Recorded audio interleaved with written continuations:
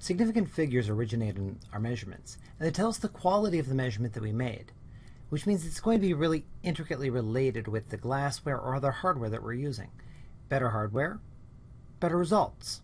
Better results, better results leading into the rest of the math of the rest of your calculations. You're always going to be limited in your final answer to the quality of the weakest measurement that you had in there, and we'll see that as part of our error propagation rules. Now, let's start with this first piece of glassware. Whenever I look at a piece of glassware, the first thing I'm going to do is I'm immediately going to look to see where my low number and where my high number are, because some pieces of equipment actually run the opposite direction than you might anticipate because they're made for dispensing rather than holding. So you can see here that I'm going from 40 at the bottom to 60 at the top. That tells me that as I go higher, I go to higher values, which is what we usually anticipate. I see that I'm at the 40 line here, I'm at 50, and I see 10 explicit markings in between. If you have an explicit marking for each of the measurements, then it's going to be a significant value. If you don't, it won't be significant, but we can have it help us infer one extra reading.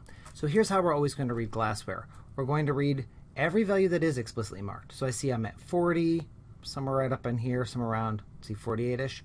So 40, 41, 42, 43, 44, 45, 46, 47, 48, and I'm on 48 plus. That's worth us noticing. Now, also just to highlight this so that it's a little bit easier to see, no matter what the pixelation looks like on your screen, let me go ahead and draw in a line for each of these two markings. You can see right here is the meniscus.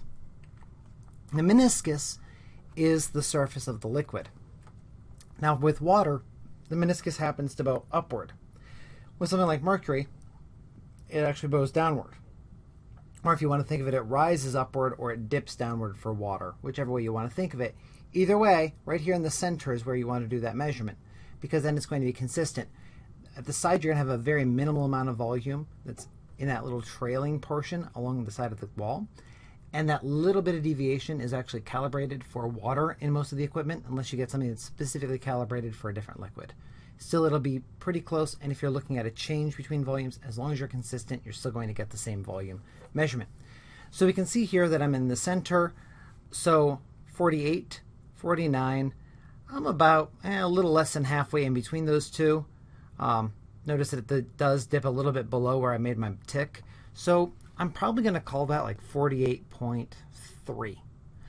That's going to be my answer for it. So 48.3. Notice that the explicit things are marked. I've got one estimated place. This is the least significant value. We don't usually do the abbreviation, but you will see the abbreviation occasionally, which is why I'm pointing it out. The least significant value is the last one where you have any idea about the quality of the measurement. Now that least significant value, oops, wrong button, there we are. Could that value actually be 0.2 or 0.4? Sure it could. We don't know. It's beyond our ability to differentiate well. Reasonable minds will disagree about what that value is. And so there's some uncertainty in that place. That's the idea. Significant figures help us communicate where the uncertainty begins. In this case, by saying that I know 3 places, I know that I've got 2 really well-known places and one that's a bit well-known. Now, the thing is, that's not quite a correct measurement yet. We've got the correct value. That's a critical piece of it, right? But there's 2 other things that we need. We need to have correct significant figures, which I have. And I've got to communicate what the unit is. So it's got to have the milliliter marking along with it. If you're missing any of those 3 elements, your answer is at least partially wrong, and that's the kind of thing that I do doc for. Now, if we come over to the next image, you can see here that we have explicit markings for all of our tens places, and even if they don't have, they don't have to be numbered, you can see it's 20, 30, 40. Does it go all the way to 100? No, but it doesn't have to. As long as the places actually have obvious and individual markings for each of the increments, it's a significant place. So the tens place is significant. I can see here that I'm between 60 and 70, so I know the tens place is going to be in the 60s. Now I'm going to read up, and I have no more markings to guide my eye. The best I can do is say, well, that looks about halfway between, maybe a little less than halfway between, so I'll call that 63 milliliters. Again, notice significant figures, I get 2, units, and value. I have all three elements of a correct answer there. Now on this particular piece of glassware, the volumetric pipette, this is going to be a higher quality than the others.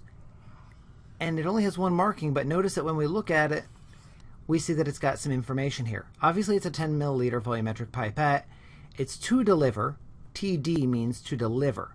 In other words, it dispenses it, and it's calibrated to have a certain drop size remain inside of the tip. If you blow that out, you're going to be blowing out your value because you just screwed things up. It's calibrated to continue containing that drop of water in the tip. So to deliver, these were all to contain. These are all TC measurements, to contain.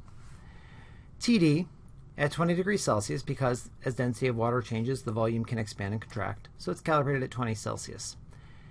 You can see it's 10, and then it says here plus minus 0.01 milliliter. The incorrect thing that I'll see people write would be 10.01 as the value. That's not correct. It's saying it's 10.00 plus or minus 0.01. So this should be a 0, and it's communicating that there's uncertainty in that measurement, a small amount of uncertainty, which makes it the least significant value and means that that's the one that we're going to have a little bit of wiggle room in. So from this piece of glassware, we have 4 significant figures. So you can see that that all comes directly from the quality of the glassware. Make sure that any time that you do a physical reading, you're reading those off correctly. And then, of course, we're going to have to put that into our math, and we'll have to follow our different rules for addition and subtraction, or multiplication and division.